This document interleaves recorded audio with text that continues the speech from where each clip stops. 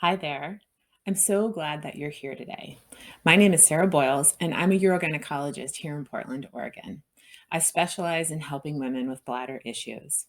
I work closely with the primary care doctors in my community, and they trust me to take care of their patients with these issues.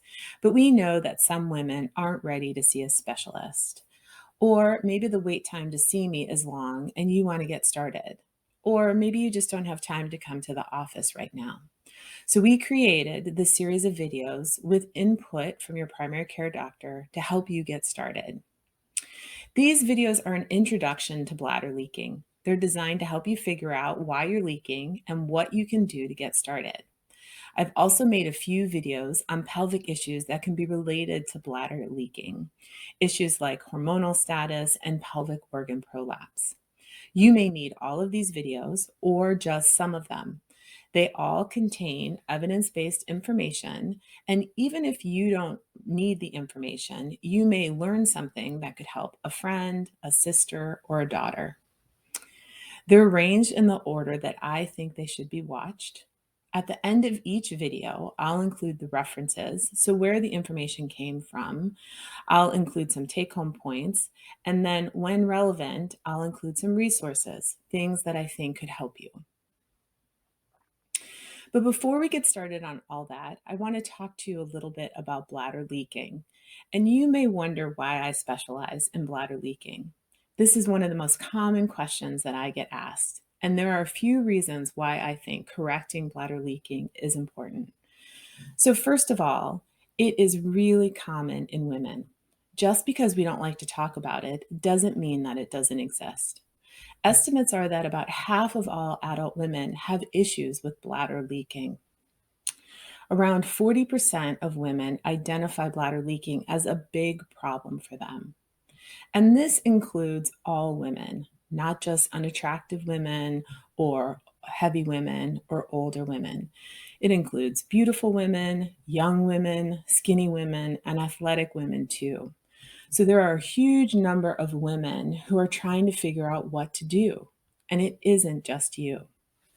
So the second reason is that bladder leaking can have a profound effect on quality of life. It slowly impacts different parts of your life in ways that may not be obvious to you. No one likes leaking. Once you're an adult, you expect to be in control of your bladder. When things go the other way and you lose this control, it often leads to feelings of frustration and embarrassment. And we all naturally try to avoid embarrassment. Many women change their behaviors and start avoiding the activities that cause leaking. Lots of these activities are fun. This means avoiding social activities, exercise, or even intimate relationships. And none of this is great for personal health. We need to be active and social to age gracefully. And these interactions are a key part of a happy life. All of these avoidance behaviors mean that bladder leaking is associated with more anxiety and depression. It's even been associated with a lack of self confidence in women. I frequently tell my patients that it's hard to feel like a confident, beautiful, vibrant part of society when your bladder is betraying you. And I want everyone to live their best life. And that can be hard if you're having bladder leaking. And then the last reason is that bladder leaking is the last taboo. Nobody wants to talk about it. We're happy to talk about all kinds of things. We're happy to talk about erectile dysfunction, breast cancer, mental health, things that we didn't used to talk about, but we don't want to talk about bladder leaking. Bladder leaking often feels like a regression rather than a system failure. There's associated shame and embarrassment when it really is an objective malfunction of one of your body systems. The national poll on healthy aging showed that two-thirds of women haven't discussed their leaking with a provider.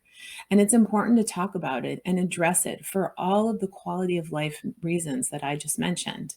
I'm very comfortable talking about all of these issues, and I want you to be too. So think of me as your guide on your journey to dryness.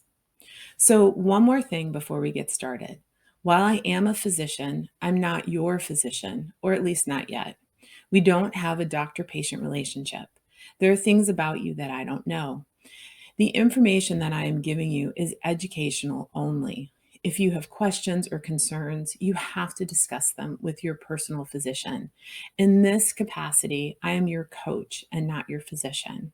So with that said, let's go ahead and get started on the first video.